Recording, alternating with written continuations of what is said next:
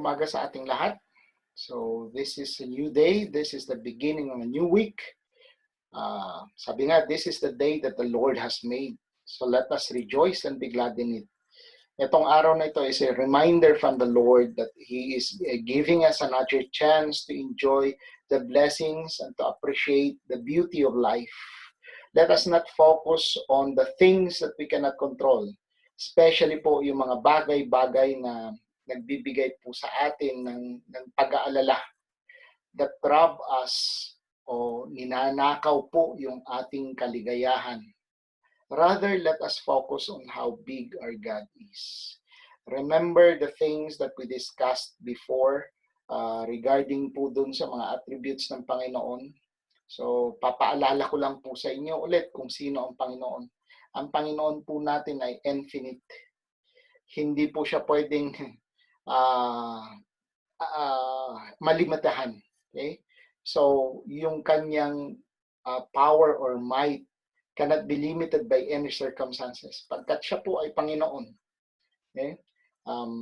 Siya po ay all-powerful o omnipotent. Siya rin po ay omniscient, all-knowing. God is omnipresent. He is everywhere. Sabi nga po sa Bible, at ito rin po ang pinaka-favorite ko po na verse, do not know that I am God. Sabi niya, pag sinabi mong Panginoon, Panginoon, it is beyond limit, it is beyond circumstances. So whatever we're going through right now, let us not focus, sabi nga natin, let us not focus on the problem, but rather let us focus on how big our God is. Okay, so before we further go through our preaching, let's pray po muna. Panginoon, maraming salamat po sa araw na ito. Thank you, Lord God, for again giving us our life, Lord God. Thank you for blessing us with different senses, Lord God, so that we could appreciate, Lord God, the beauty of your creation, Lord God. Maraming salamat din po, Panginoon, sa protection po na binibigay mo po sa amin at sa aming family. Panginoon, panalangin po namin na patuloy mo po kaming i-bless at patuloy mo po kaming protektahan. Protektahan mo po ang aming family, ang aming mga mahal sa buhay, Panginoon. Panginoon, we also acknowledge that apart from you, we are nothing. We are here humbling ourselves, Lord God. Nandito po kami para lalo ka pa pong makilala, Panginoon, at lalo pong malaman namin kung sino po ang aming pinapanindigan, Panginoon, sino po ang aming sinasandalan, O God. Lord, we also pray na yakapin mo rin po, Panginoon, yung mga mahal po namin sa buhay na hindi po namin kasama ngayon. Assure them, Lord God, of your love and of your protection, Lord God. Lord, gamitin mo rin po ako sa iyong ikalulugot, God. Use me in accordance to your purpose. Anoint my mind and anoint my tongue. May every word that comes out from my mouth, Lord God, would be the words, Lord God, na gusto mo pong iparating sa amin, Lord God. Lord, bigyan mo po kami ng wisdom so that we would learn, we would understand, Lord God, the things na gusto mo pong iparating sa amin. And give us the courage, Lord God, para ito po ay maisapamuhay po namin. Panginoon, maraming salamat po. Again, manguna ka po sa aming gawain. Truly, apart from you, we are nothing. Ito po aming samot na lang sa pangalan ni Jesus. Okay, so again, I would like to remind each and everyone, whatever circumstances you are in, marami pong promises ang Panginoon sa atin. Like for example po, sa Philippians 4:6, do not be anxious about anything, but in every situation, by prayer and petition with thanksgiving, present your requests to God. So, madalas po kasi kaya po tayo nag-aaburido. Usually, iniisip po kasi natin na solusyonan ang mga bagay-bagay. Okay? Sometimes po sa buhay natin may mga pinagdadaanan po talaga tayo na nakikita po natin ang ating limitations. Sana po those times makikita rin natin o marirealize din po natin na ang Panginoon po ay nandyan lamang. Sabi nga, di ba, doon sa attributes ng Panginoon, siya po ay omnipresent. So, He is just everywhere. Kagaya po ngayon. Actually, ang Panginoon po ay kasama po natin sa ating pagpupuri. Siya po ay nakikinig. So, another promise na sinabi po sa Matthew 11:20-30, "Come to me all you who are weary and burdened, I will give you rest. Take my yoke upon you and learn from me, for I am gentle and humble in heart, and you will find rest for your soul. For my yoke is easy and my burden is light." So those are the promises of God na gusto niyang pagaanin yung ating mga nararamdaman ngayon.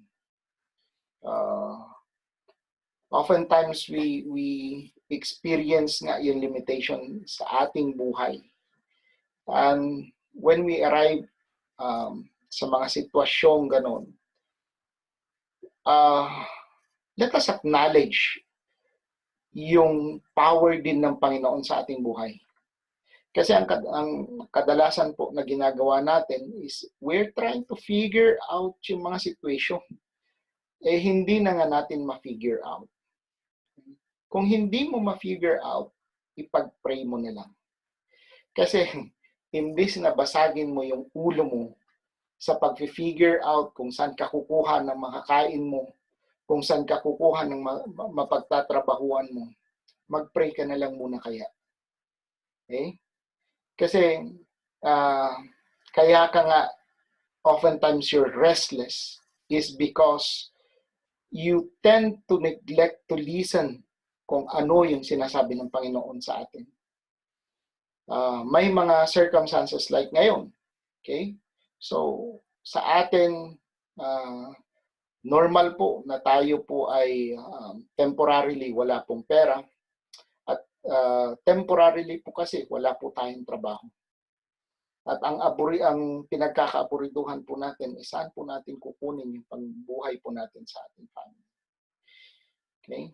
Hindi ko naman sinasabi na, itulog mo na lang, si Lord nang bahala. Hindi po ganun yun. Ang sinasabi po natin, okay, before you do anything else, paggising mo, mag-pray ka muna. Sabi nga natin, God wanted to bless each and every one of us. Pero before we experience po yung blessing, pasensya na po, medyo Ilocano po kasi, kaya tumitigas kung minsan ng dila. So before we experience the blessing, kailangan mayroon pong kapayapaan sa ating puso. Ang kapayapaan po na yun ay ibinibigay lang po ng Panginoon sa atin. So instead of us trying to figure out the things that is happening right now, ipag-pray natin, and when we pray, you also listen. Ang mahirap po kasi, ang sa atin po, kadalasan pag nag-pray po tayo, parang bang machine gun. Hindi po natin pinapakinggan ng Panginoon. So kumbaga, sige, salita ka ng salita, pray ka ng prayer. Lord, kailangan ko ng ganito. Lord, kailangan ko ng ganyan. Panginoon, paano po ito? Panginoon, bakit ganyan? Panginoon, bakit? Tapos, amen. Ang dami mong tanong pero hindi mo pinasagot ang Panginoon. Hintayin mo rin. Have your quiet time and read your Bible. Because every time, ang Panginoon po ay sumasagot through dun sa kanyang salita, dun sa Bible. Huwag mong hintayin na ang kasagutan ng iyong prayer ay yung kapitbahay mo. Kasi malamang, baka chismis lang yun. Okay? So, it would be better if you're asking the Lord, read the Bible. And surely, if mangungusap ang Panginoon sa'yo, ipapacify ka niya. He will give you verse. kagaya po na nangyari din po sa akin, I questioned God. I asked Him yung, yun nga, bakit nangyayari sa buhay ko ang ganito? Okay? I was trying to figure out din yung pinagdadaanan ko at ina-ask ko ang Panginoon, bakit? Hanggang sa nawalan na ako ng paraan para malaman ang kanyang sagot. Ang choice ko na lang magbasa ng Bible. Truly enough, nung binasa ko yung Bible, yung isang verse nga lang na sinabi nga niya, kaya nga po, favorite ko yung verse na, do not fret, know that I am God. Yung mga questions na ang dami-dami sa aking kaisipan, dahil lang dun sa verse na yun, na-pacify po ako. Sabi niya is, huwag kang aburido, Diyos ako. So ito rin po ang reminder sa atin ng Panginoon ngayon. Huwag po tayong aburido, Diyos po siya. Okay? Just do your part. Just do your part. Sa akin po kanina, kasi I'm working in a bank and usually po nasa field work po ako. Ang isang pinag-aalala ko is pag pumupunta po kasi ako sa trabaho since nasa field work ako, hindi ko alam yung lugar if mayroon bang COVID doon o wala. So ang ginagawa ko na lang is prayer lang. Total, sabi ko nga, ang buhay ko ay hindi naman po talaga sa akin. This is from the Lord. So who am I to question Him? Okay. Who am I na, kumbaga parang i-blame siya sa mga nangyayari ngayon? Kasi actually itong buhay ko nga na ito ngayon, o ang buhay natin, pahiram lang naman po ng Panginoon. I'd rather ask myself, what can I do to please God? So, sabi nga kanina, nung lumabas ako, yung kinikwento ko nga, nung lumabas ako, every time na lumalabas ako, ako ay nananalangin na ako'y protektahan ng Panginoon. At kasi nga, wala din po talaga tayong control sa mga sitwasyon na to. Okay? Alam ko rin po kasi na ang Panginoon ay nandyan to protect us. So, kaysa naman hindi ako makagalaw dahil sa ano bang tawag nito, hindi ako makagalaw dahil sa ako ay natatakot. Kasi kadalasan po ang mga tao kung takot hindi po sila nakakalabas o ayaw lumabas ng bahay o ayaw gumawa ng mga bagay-bagay kasi sila ay takot. Pero rather than me fearing the world, I'd rather be a blessing po. Kumbaga parang ang pinagsiservan ko po kasi is Panginoon. Sino ba tong COVID na to? Ang liit lang po nito. Okay? Ang Diyos ko po is unlimited. So sabi ko nga, nung every time lumalabas ako, bahala ka na Panginoon. So I just pray.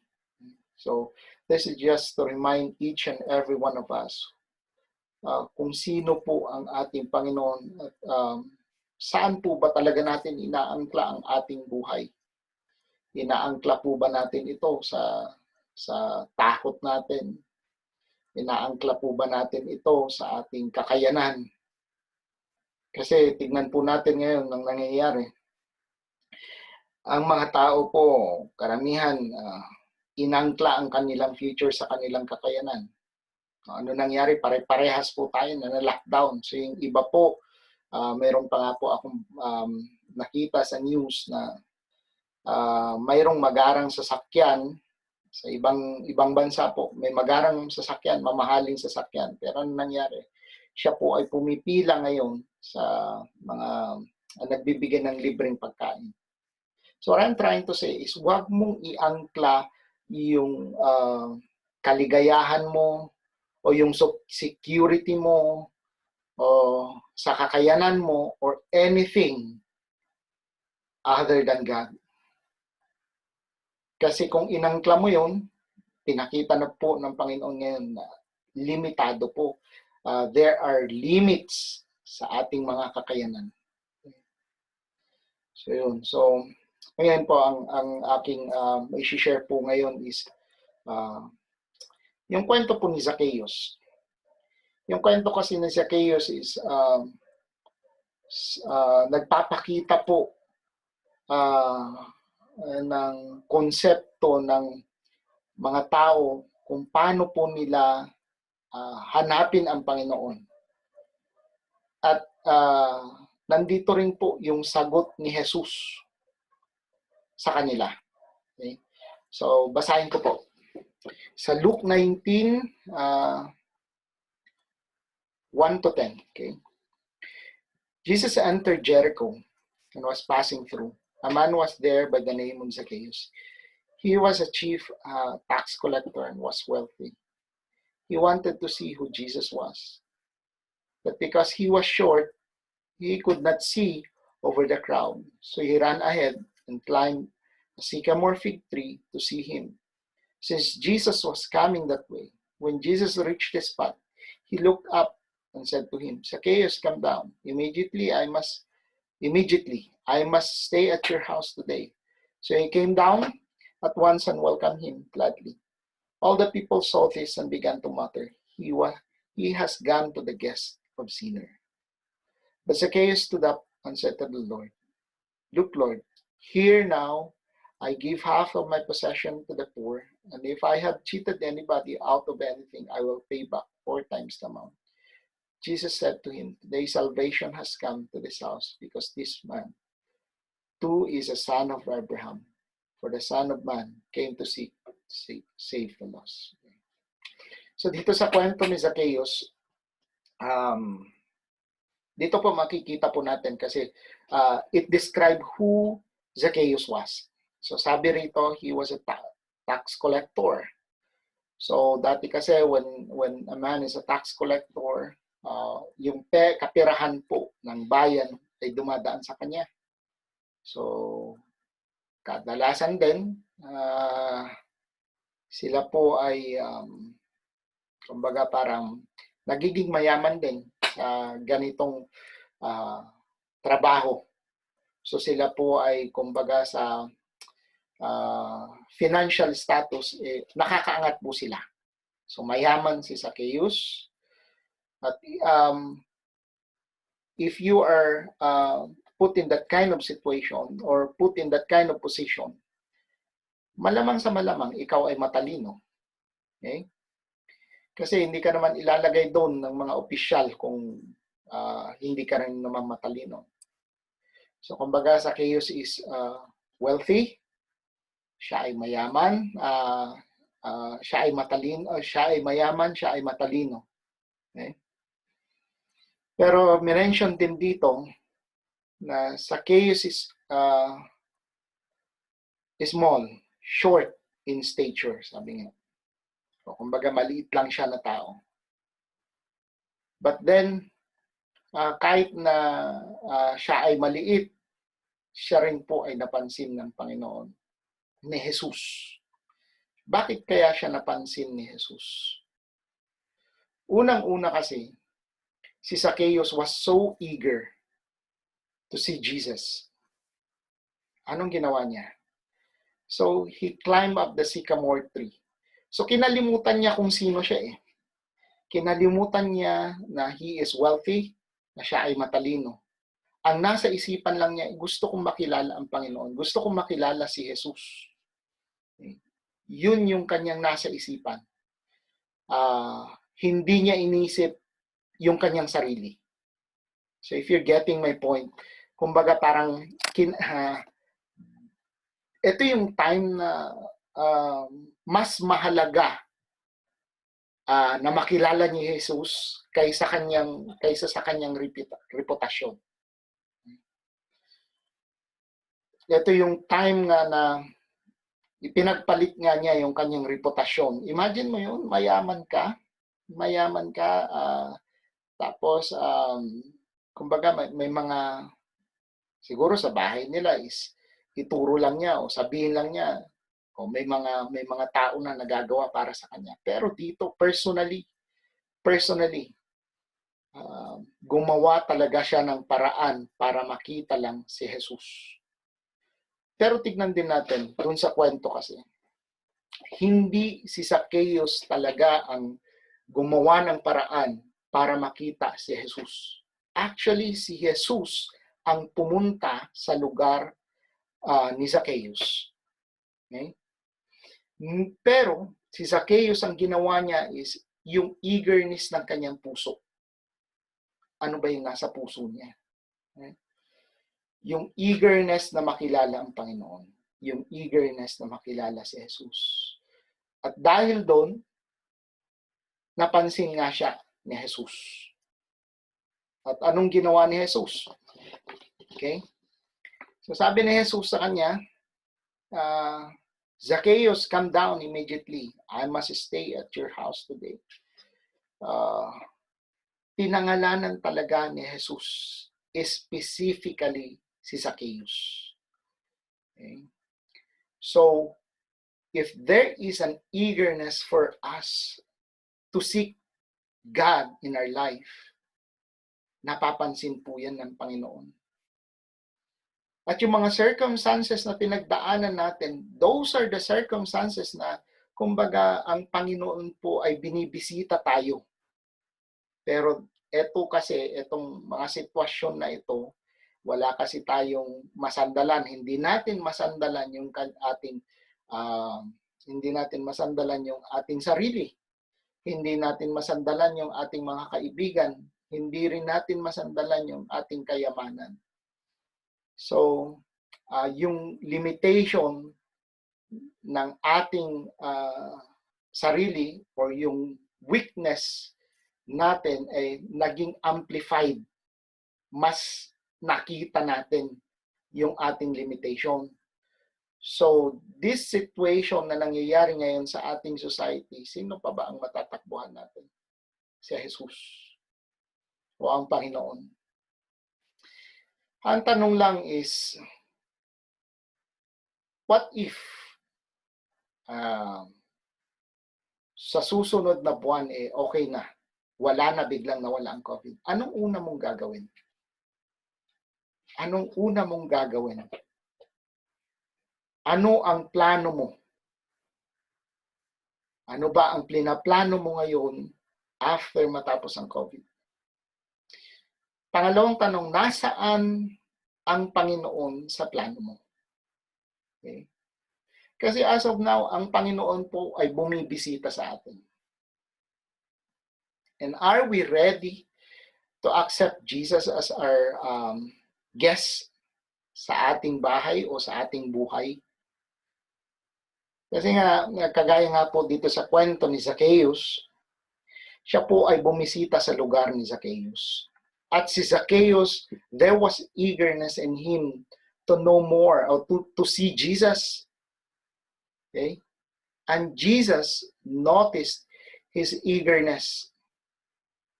At personally, tinawag siya ng Jesus, ng Panginoon. Tinawag siya, Zacchaeus, come down. Okay? Another implication of that, Jesus calling Zacchaeus, sabi nga niya, come down immediately. So ang sinasabi po rito is humility. Sabi niya, bumaba ka. Bumaba ka. Kasi without humility, you can never know Jesus. You can never know God. Kagaya nga po, itong sitwasyon na to, hindi ko lang alam kung hindi ka pa nagpapakumbaba. Yung mga dati-dati na hindi nagdarasal, siguro ngayon mga 5 beses, 3 beses sa isang araw nagdarasal. Okay? Sana nga lang yung humility na yun ay totoo. Hindi yung nagdarasal siya dahil natatakot siya. Okay? It's supposed to be you're praying because you are humbling yourself, because you realize na there are so many weaknesses. Even the most powerful ay magbabow down. Sana nga po ganun ang ginagawa natin, nagpe-pray tayo because we are humbling ourselves. Hindi po yung nagpe-pray tayo kasi tayo ay takot. Yung selfishness ba?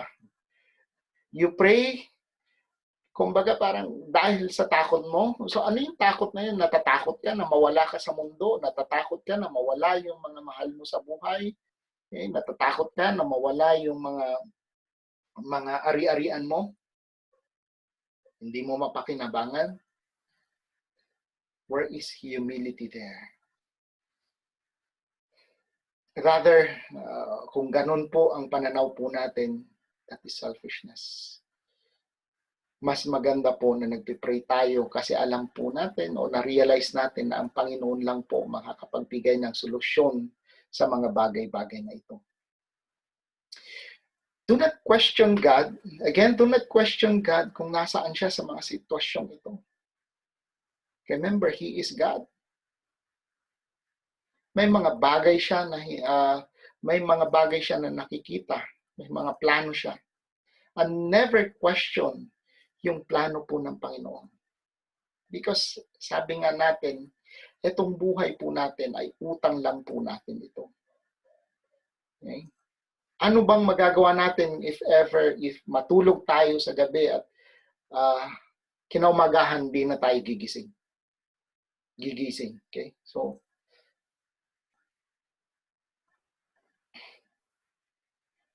isipin niyo po yun.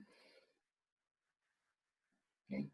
So what I'm trying to point out is, siya po ay Panginoon. Okay? Usually po kasi, the reason why we question God kung nasaan siya is because yun nga po ulit, iniisip mo ulit ang sarili mo. Nasaan ka? Kaya tanong mo ang Panginoon, nasaan ka? Kasi nahihirapan ka na. Kaya mo ko iniisip kung nasaan ang Panginoon.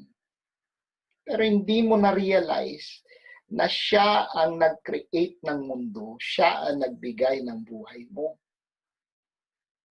So who are we to question God? Rather, let us ask God na ano ba ang pwede nating gawin para sa ikalulugod niya.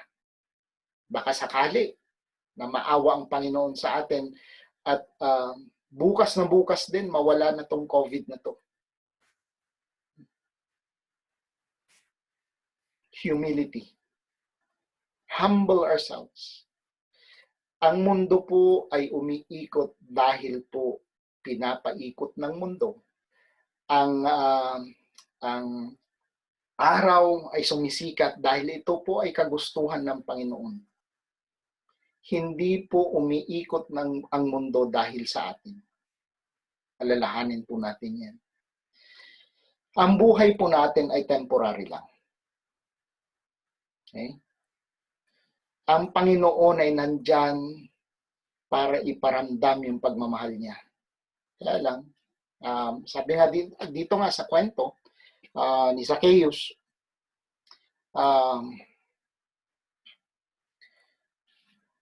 I must stay at your house, sabi ni Jesus kay Zacchaeus. Ngayon din po, sa sitwasyon po natin, God is also asking that. Tinatanong ng Panginoon din sa atin, pwede ba akong tumuloy sa buhay mo o sa bahay mo? Patutuloyin mo ba ang Panginoon? Now, it's up to us. It's up to us. Again, the situation na nakikita po natin ngayon sa ating mundo is yung limitation po ng tao. Kasi even the most brightest, last time nga, di ba, na-discuss natin na even the most brightest scientist, hindi pa po nila kayang solusyonan ang sakit na ito. So, yun lang nga lang po ang magagawa natin as of now, to humble ourselves. At another thing is, yung yes, humble ourselves. Then another is honesty. Pagiging totoo rin natin kasi dito rin sa kwento ni Zacchaeus, nung nagtanong si Jesus, sinabi ni Jesus kay Zacchaeus, I must go to your house, I must stay at your house. Tapos, ang unang sabi ni Zacchaeus is, nag-confess siya kaagad sa kanyang mga sins. Nag-confess siya.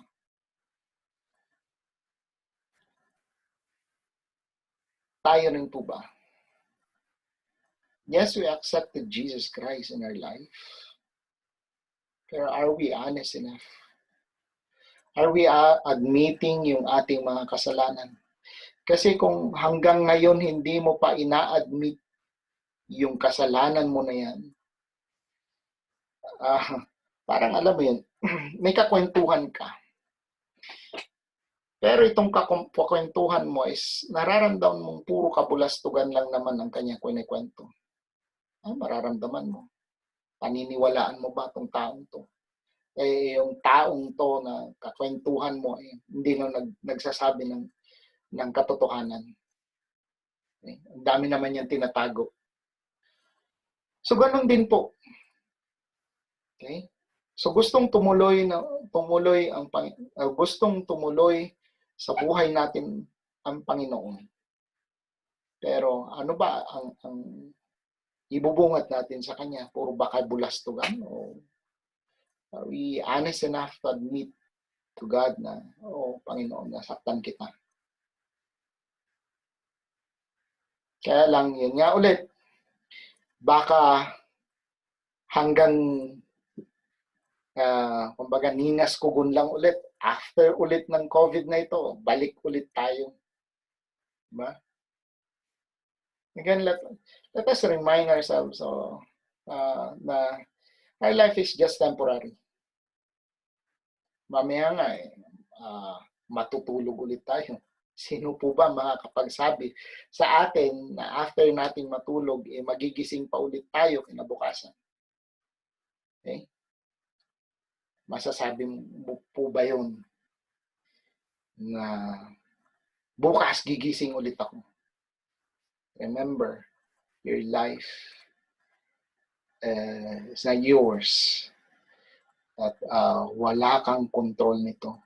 Nandito ka just to enjoy it, just to appreciate din kung ano yung mga ginawa ng Panginoon.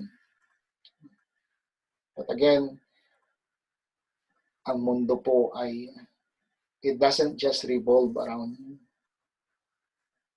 you. At ang buhay po natin ay utang lang po natin sa Panginoon. So, again, this is God's invitation to us. Itong sitwasyon na ito, nangyari ito, but then, malamang siguro sa mga kagagawan din ng mga tao.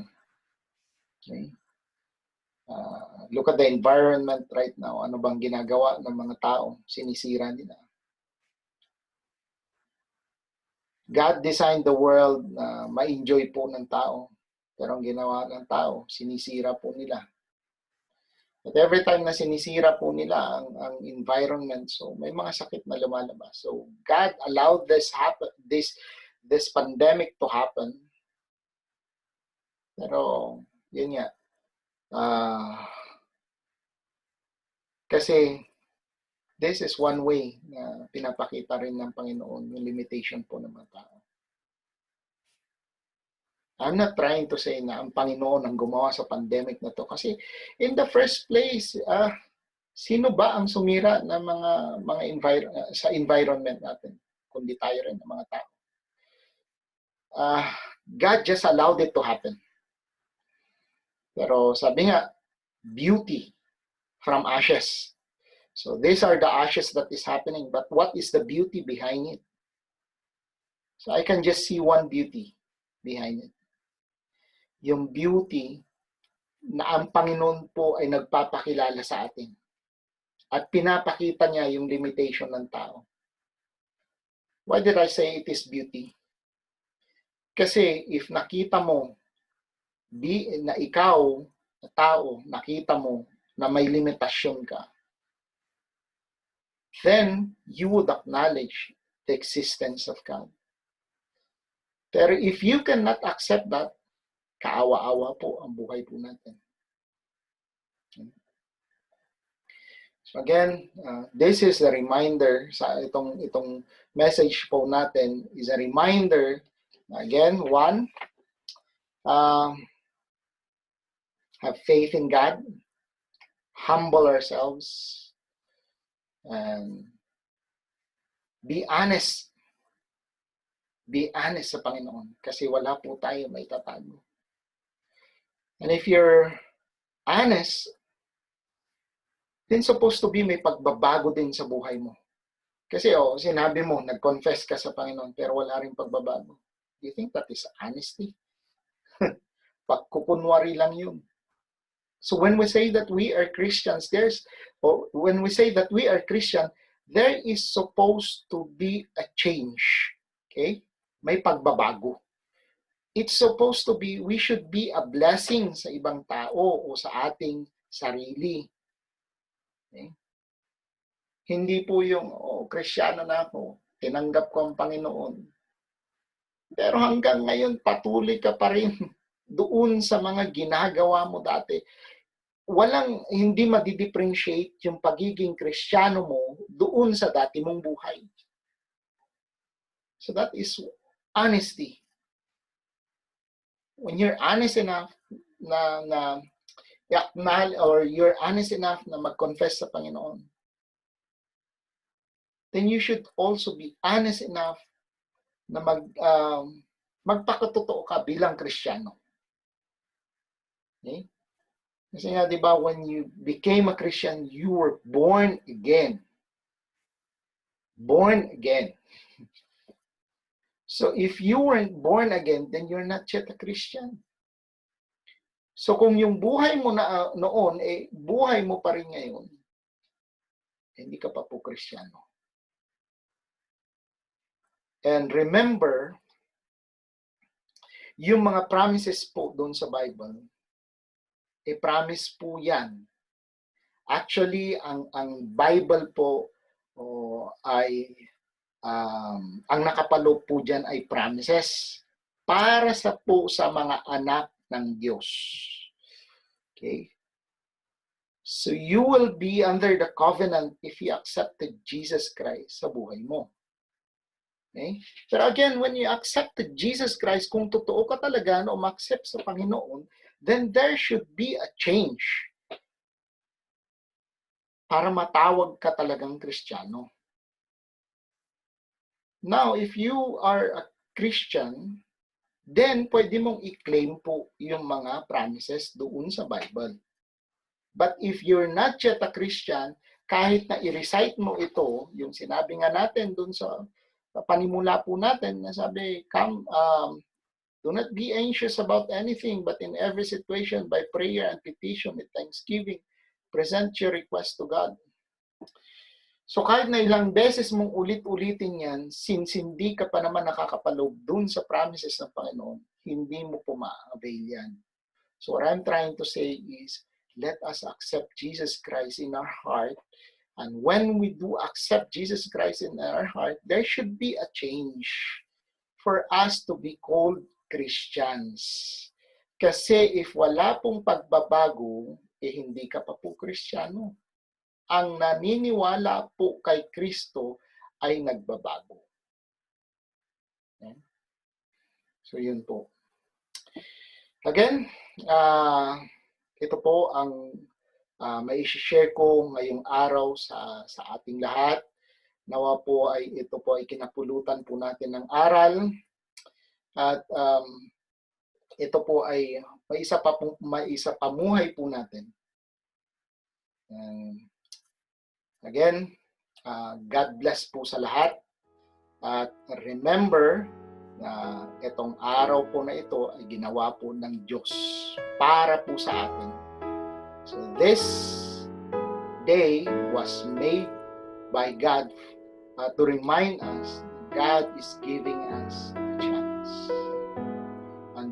waste the chance. So, let's pray po. Panginoon, maraming sa araw na ito. Patuloy mo po kaming gamitin in accordance to your will, Lord God. Panginoon, as we go through this day, protect us and bless us, O Lord God. Apart from you, we are nothing, O God. Naway, patuloy mo po kaming i-bless, Lord God, financially, and bless us with good health, Lord God. Protect our family, protect mo po kami, protect mo po ang aming pangkabuhayan, Lord God. Kung kami po ay dumadaan sa mga pagsubok ngayon, Lord God. Panginoon, yakapin mo po kami, maramdaman po sana namin ang iyong pagmamahal. Lord, do not leave us, Lord God. Do not forsake us, O God. Kailangan ka po namin sa buhay namin, O God. Maraming salamat po, O God. Again, we ask, Lord God, na protect us. Provide mo po yung pangangailangan po namin sa araw-araw. And then we also pray, Lord God, na i-heal mo po ang aming bansa, i-heal mo po ang aming mundo, Lord God. At naway, give us also wisdom. Bigyan mo po ng wisdom ang mga tao, Lord God, para po makita po nila na there is God. That this is not about them, Lord God. This is not about their ability. This is not about their wisdom, oh God. But the things that are happening, Lord God, are a reminder that there is a supreme God, na ang tao po ay walang kontrol sa buhay, kundi ang Panginoon lang. Maraming salamat po, Panginoon, sa pagbibigay mo po sa amin ng mga message na ito, Lord God. Give us the courage, Lord God. Give us the understanding para may isa pamuhay po namin. Maraming salamat po. Ito po ang aming samantalangin sa pangalan ni Jesus.